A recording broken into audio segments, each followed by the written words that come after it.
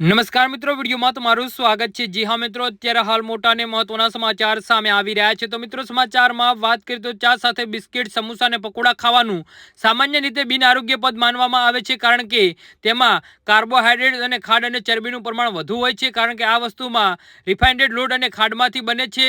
લોકો ખુશી, દુઃખ, થાક, આરામ, માથાનો દુખાવા જેવા ઘણા પ્રસંગોમાં અને પરિસ્થિતિઓમાં ચા પીવાનું ભૂલતા નથી।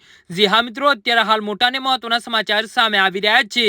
તો મિત્રો, સમાચારમાં વધુ વિગતવાર વાત કરીએ તો પરંતુ ઘણા લોકો ચા સાથે બિસ્કિટ, રસ્ક અને સમોસા, પકોડા અથવા તો નમકીન જેવા ઘણા નાસ્તાઓ પણ ખાય છે।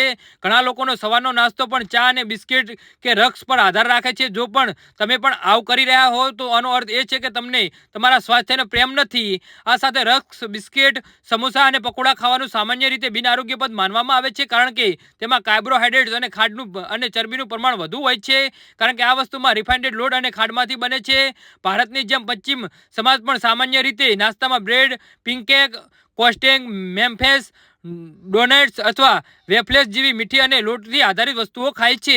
આરોગ્ય નિષ્ણાત કહે છે કે સમોસા અથવા પકોડા જેવા તળેલા ખોરાક અઠવાડિયામાં 1 થી 2 વખત ઓછી માત્રામાં ખાઈ શકાય છે। દિવસમાં 1 થી 2 ટુકડા બિસ્કિટ અને રસ્ક ખાઈ શકાય છે, પરંતુ રિફાઇન્ડ લોટમાંથી નહીં, પરંતુ ઘઉં અથવા તો અન્ય કોઈ પણ અનાજમાંથી બનેલા હોવા જોઈએ। જી હા મિત્રો, તો આના વિશે તમારું શું કહેવું છે તો નીચે મારી કમેન્ટ બોક્સમાં જરૂરથી જણાવજો। ધન્યવાદ।